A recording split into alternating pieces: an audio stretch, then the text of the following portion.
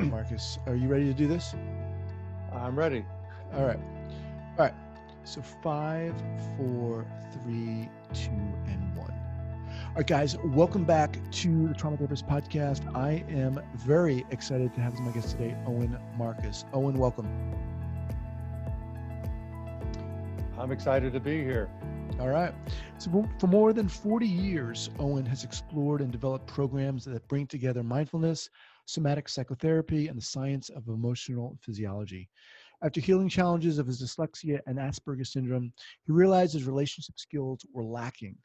Identifying his resistance to working with men as his next challenge, he dove into creating his first men's group at his clinic in Scottsdale, Arizona in 1995.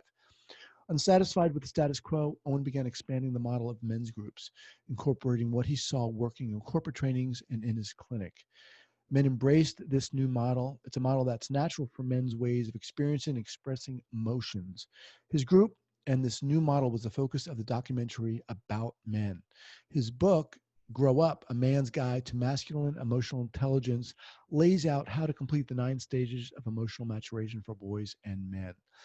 As a director of education at Everyman, that's spelled Everyman, Owen, along with his co-founders, continues to develop effective ways to use emotions and physiology as tools to create fulfilling relationships and purposeful lives. All right.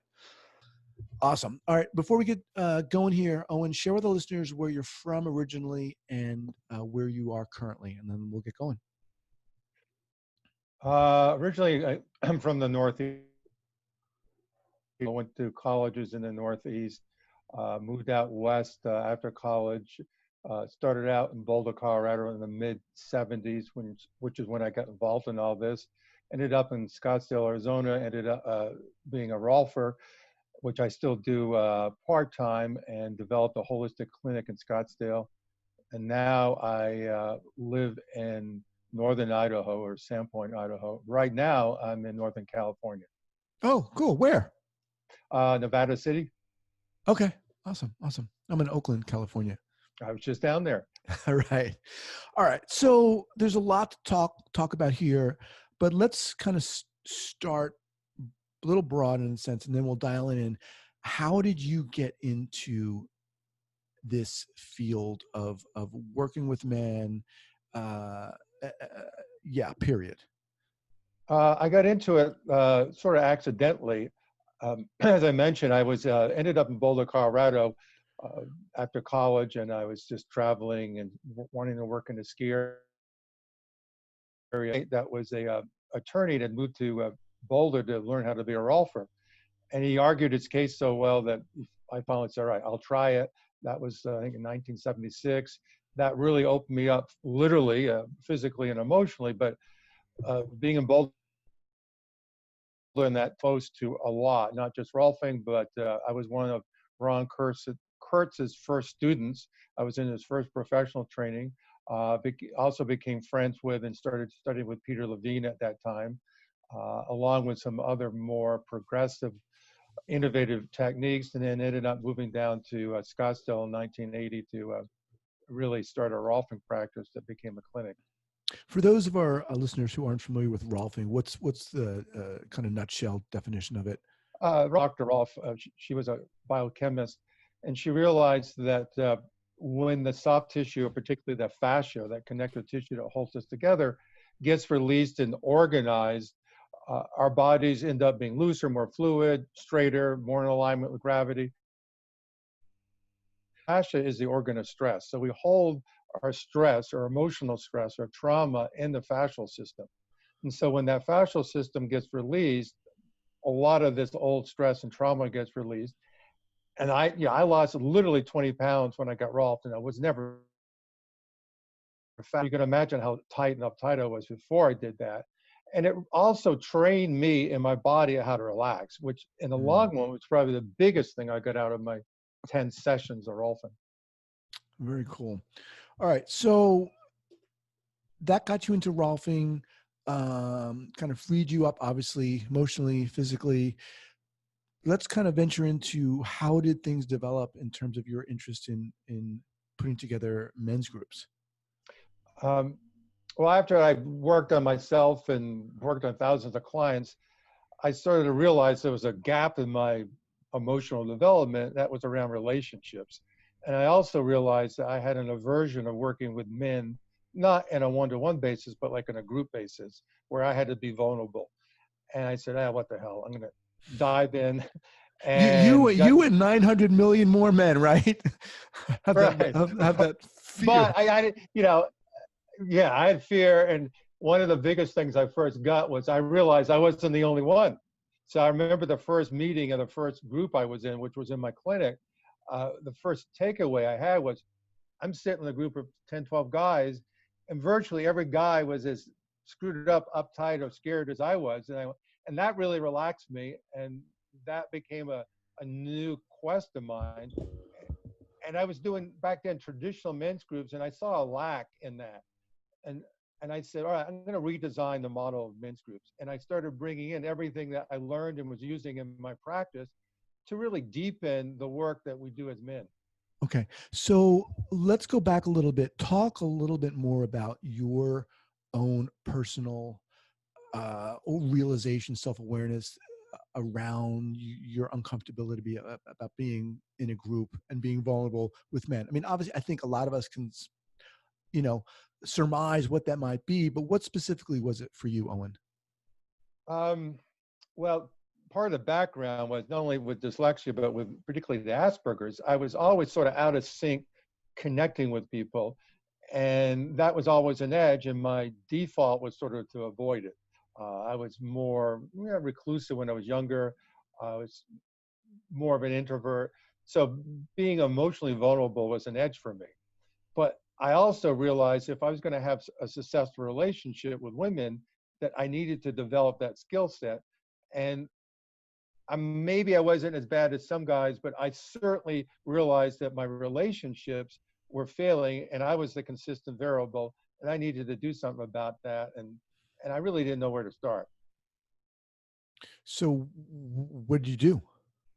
Where did you start? Um, I called up a friend of mine that in DC that I knew he'd been involved with men's groups. And I said, Jim, tell me more about it. Give me a lead. He gave me a lead. I pursued it.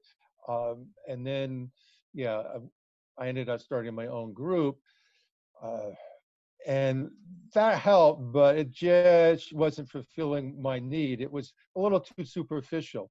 And so after a few groups, I realized, or meetings, I realized I wanted more. I ended up moving to Northern California for a year. I helped start the first MKP group, which is a Mankind Project group in Sonoma and Napa County. And that really was a good group. And that inspired me to do more when I ended up moving to Northern Idaho.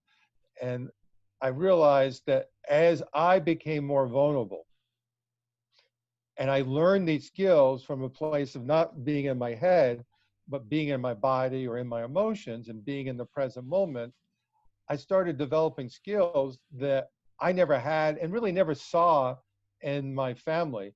And I didn't know I was missing anything until I started developing these skills and started interacting with these men in a more vulnerable way. So, okay, you're saying a lot here that I really want to jump on here. So you're talking about these skills I want to get to, but first, what was it specifically in that initial group that you saw that was lacking? And what was it that you wanted to go and create in a sense? Well, I think as guys, and God, you could probably relate to this, is that our default is to create these mental models that are more linear, more geared towards understanding and fixing, and they work for a while. But at least for me, and I suspect for the other guys, it wasn't addressing the more subtle stuff of developing these emotional, vulnerable communication and relationship skills. So it was like, this is what the problem is, this is how you do it. And so it was a rigid way, but now I've seen with other men, we outgrow that. And I needed something that was, as we say, with every man, that really takes the guy deeper into his own experience. And by going into my own experience, I started connecting literally with parts of myself I was disconnected from, which in some cases was old trauma, certainly old stress, and just hanging out in those uncomfortable places until I could just accept them, release them, and really integrate them into myself. So when you're talking about, going into one's, how did you put it? Going into one's own, what? My You own, wanted to go deep, my own one's own experience. experience. Okay. What does that look like? What are we talking about? Is it Well, it could be everything from what we work with and often teach and with every man is somatic mindfulness, just slowing down, being aware of your body, out of that being aware of your emotions, being aware of how your body and emotions connected in the most subtlest ways. And then one of the things I created a few years ago is what I call the ROC formula, ROC, which just gives guys like a simple formula on how to do that. So the R is to slow down and relax. The O is to open up and be vulnerable. And the C is to take those two, being slow down and connected to your own vulnerability and maybe to someone else and reach out or risk reaching out for connection. And I was starting to do that. I hadn't connected all those dots, but that's what I was starting to do. And I was seeing other men that were being successful were doing that. And so for most of us guys, slowing down into the experience that I'm having in the moment was the key. I love being a part of groups. I loved doing groups when I was working as a therapist and so forth, because I loved working and creating a space of immediacy and vulnerability.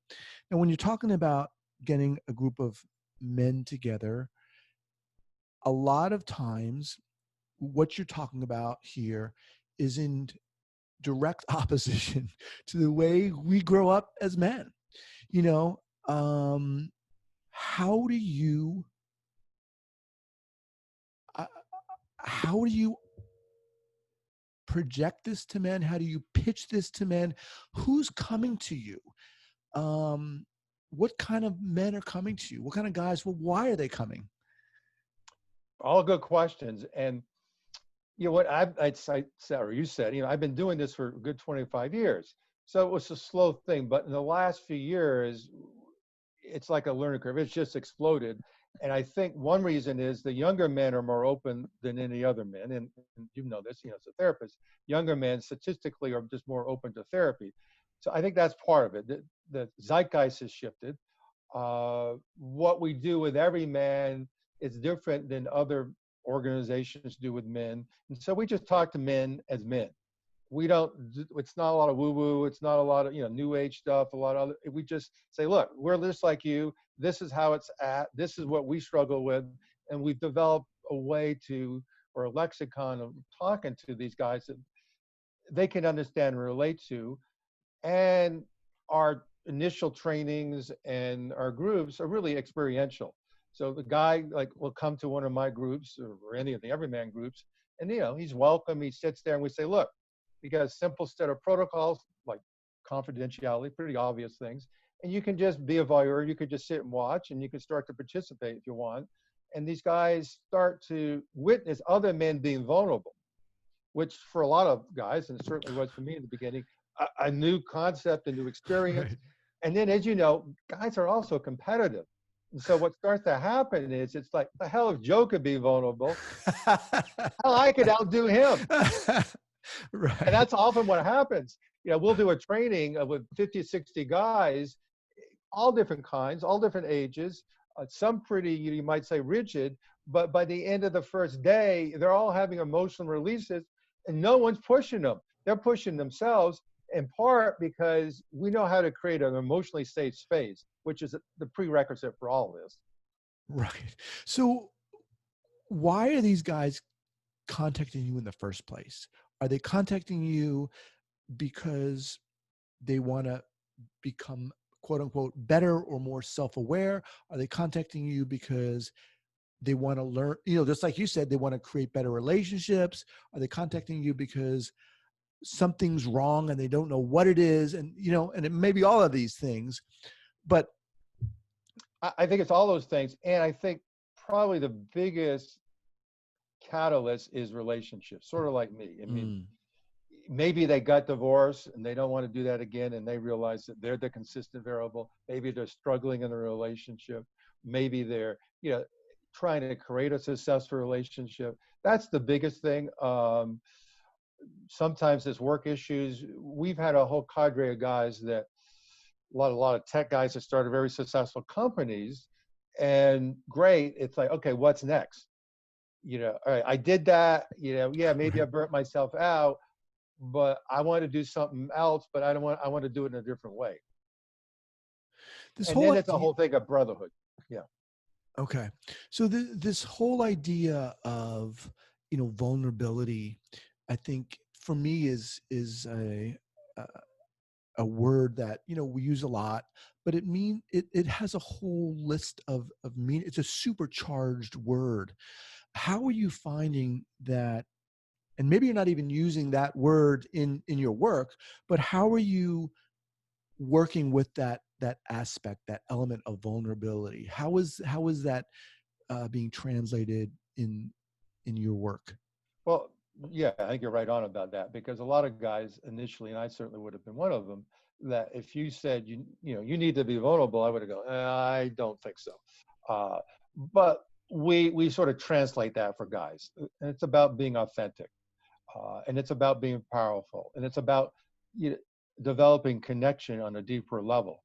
So once we sort of hook them in the sense of, yeah, I think I want that, or oh yeah, that's missing in my life, or I'm starting to feel it, they often start to realize on their own without us telling them that, oh, the secret ingredient is vulnerability. And then at that point, I'll often say something like, yeah, vulnerability is the conduit for connection. And so Mhm. as you develop that muscle, you deepen your connections with people. And do you have um, different courses or programs that people can say, okay, I want to do this course on relationship, or I want to do this course on creativity, for example? Or are you creating one course and that people come to, one program that people come to? Right now, we have one online course, which is the fundamentals, which is a 6-week program, which is really the fundamentals of what we do. We just finished 2 days ago the whole series of 6 weeks of that, and it works beyond what I would expect. But we started out and continued to do live events. So we have our first introductory program, which is called the Open Source, which is more experiential, and it's a third large group, a third small group, because the core of our ethos and work is small groups. Okay. Men's groups usually outside doing activities. And then we go into what we call the MELT training, which is men's emotional leadership training, where we start to train men, and it could be men in our ecosystem, therapists, professionals on our technology, or human technology of connection, and that's where we start training them. And then we have a 6-month certification training where we really dive in to the deeper parts of this technology. And then we have other experiences beyond. You talked about, quote unquote, younger men coming to you who are maybe a little bit more open. And are you talking, what age are you referring to when you say that? Uh, I would probably say 30 to 40. We do get, but I think most 20-year-olds, and I was one of them, are often more focused on adventure, which is fine. But often at their late 20s, by mid 30s, these guys are going, okay, I want to get serious about my relationships, about and my peer group, which has been my sort of go-to source up to now, is really where I'm at. So I think I need to sort of jump beyond my peer group and get assistance from other men in this case that maybe know a little more than I know. And so that's the sweet spot. But we also get guys all the way into the 80s, and I think that the next like sweet spot would be men probably in their 50s. That are sort of at the back end of their professional development, and they've become successful, and now it's like, I made my money, I made my success. Now I have the space to connect with my family, and then they realize that they've been sort of ways, and one way is their ability to connect, and so they want to learn how to do that. Hmm. And what type of challenges are you seeing in in that work with the men who come? And I realize this is a general question and everyone's different, but um, are you seeing that you have to, you talked about usually sometimes it takes one person to be vulnerable, and then men start getting competitive and they start, being willing to be vulnerable themselves. But is there a challenge in um, presenting, connection as valuable, or what is, I'm interested in the challenges that you face in doing this work with these guys. Um, I think the basic challenge is a challenge that any therapist would have. It's just beyond that, it's You cut up there, Owen. What? yeah, yeah. Our internet seems to be sort of iffy right now. Um, it's the same challenge that a therapist would have with getting a guy just to show up. Once they show up, it's getting them to open up. And I think one of our secrets is that you know in therapy with you, guy, I'm sitting there and like I'm expected to perform. Where in our groups and our events, you can sort of be passive in the beginning and observe, see how safe it is, see how other guys jump in. There's always someone who will jump in, and Right. then you can go in at your own pace. And so we get guys that literally say at the end, I sat in that seat because it was the closest to the door, and I knew for the first day that at any moment I might just get up and leave. And this is why I didn't. And basically, because he took some risk and showed up, he had these huge changes. So Mm-hmm. guys get to go at their own pace. What is it that our society is doing to men such that they need to come to you? What is going on? What's been going on? I think it's a lot of things, but one thing I realized a few years ago is that at least since an industrial revolution, and our fathers, our uncles, the whole man tribe has been a way at work. So women stepped up and raised us. And so individually and culturally, we've sort of defaulted to a more feminine emotional model, which is not bad. But what I started seeing was there's a certain part or percentage that's missing. And that missing part, we need or we get from other men. And what happens is you put guys together, and even untrained, inexperienced guys together, and they just start sitting together and become authentic. It's like this instinctual part in us starts to get woken up, and we start teaching each other about connection, about vulnerability, about taking risks, about basically how to experience and express emotions in a more masculine way. And the bonus to that is inevitably our partners, male or female, are blown away with what we're learning. And not Mm-hmm. so much learning here, but embodying and our relationship skills. And like in our groups, we'll say about the average in 6 months after, once a week in our groups, these guys' relationships almost inevitably turn around like 180 degrees Wow. because they've changed. And at some point, a lot of these guys are sort of laughing and saying, you're telling me what my wife has been telling me for 20 years, but I can listen to you. But more than that, he can understand it when a guy says it, and he sees how guys do it, because how we are vulnerable as men, generally speaking, is different than how than women are vulnerable. And that's one reason guys resist being vulnerable, because we think we have to do it like women do it, which again is not Mm. bad, and some of it is the same, but we resist. And us, they're hugest fans and advocates, and it's come to one of our trainings. And in one of the things that she says Who was is that? that Esther Perel, Okay. Esther, um, and she says that women really need to learn how to listen to men, because often we're communicating what they want, but we're just doing, for sure. A lot of it falls on our shoulders. But as men slow down, get more connected to their own experience, they start being able to connect to their partners and start hearing them and start communicating in a way where their partners can, rather than drifting apart, they start coming together.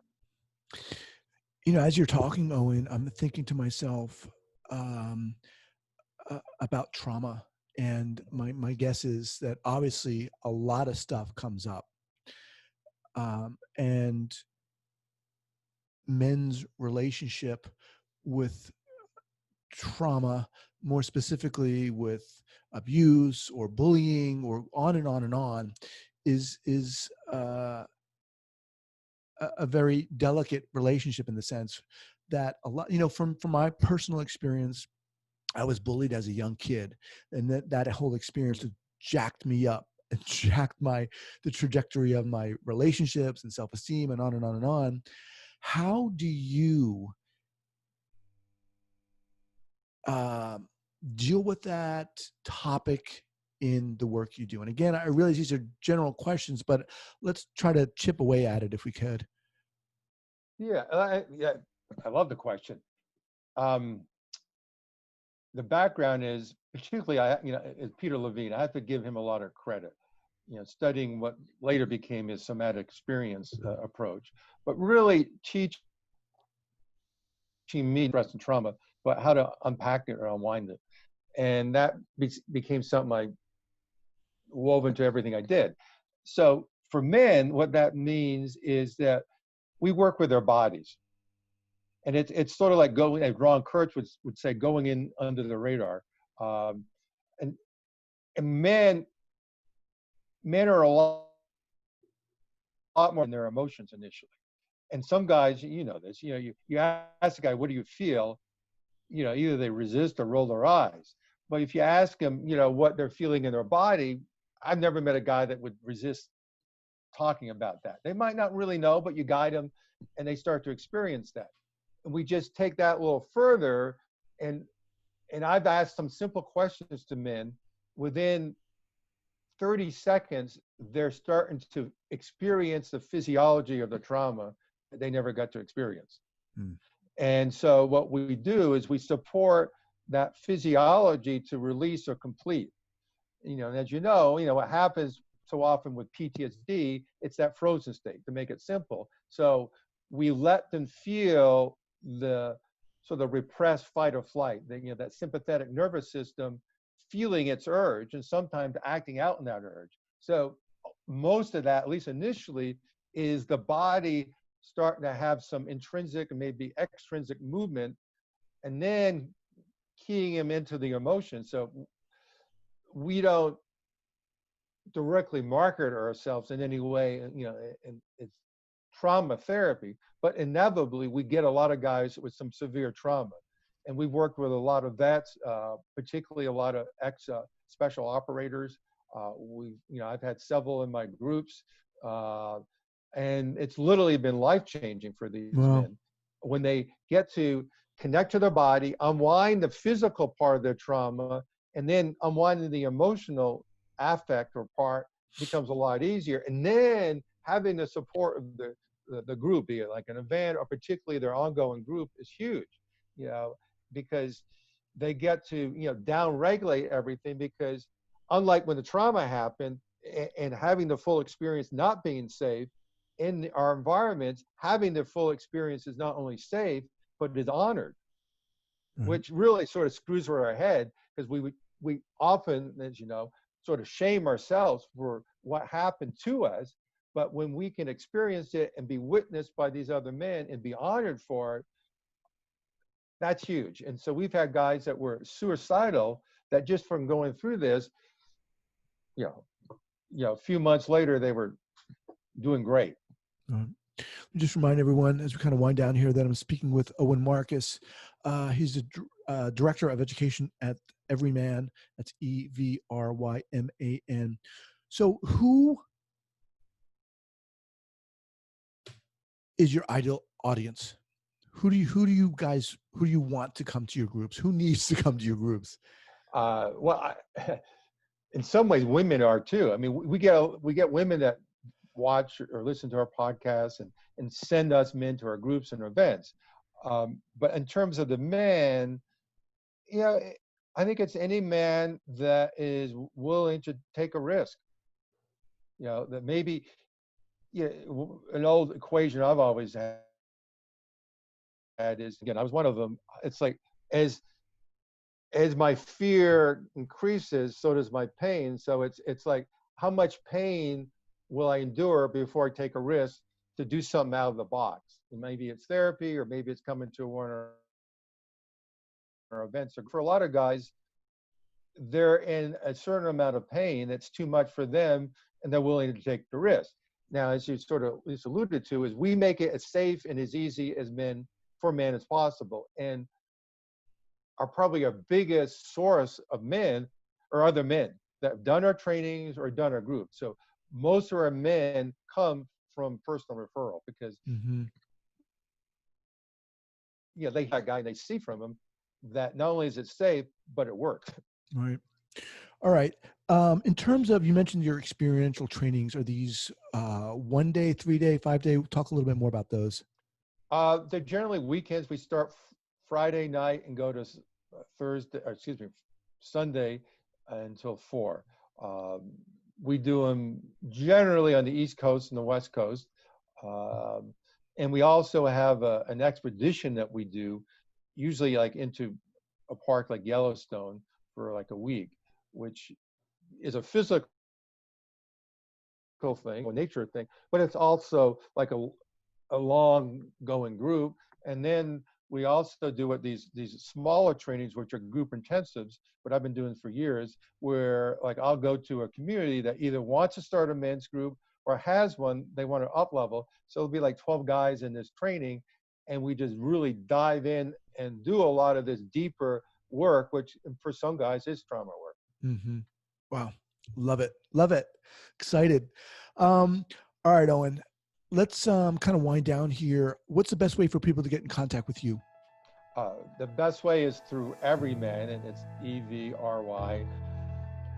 everyman.com. And my email is owen@everyman if someone wants to contact me.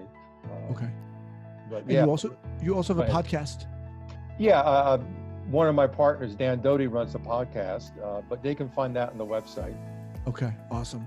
Well, very exciting. I'm going to be checking out your website, looking at some experiential stuff. This stuff really, really gets me going here. And I'm really glad you came on here. I love what you're doing and really find it inspiring. So thank you so much for coming on here. Thank you, guys. It's been a pleasure.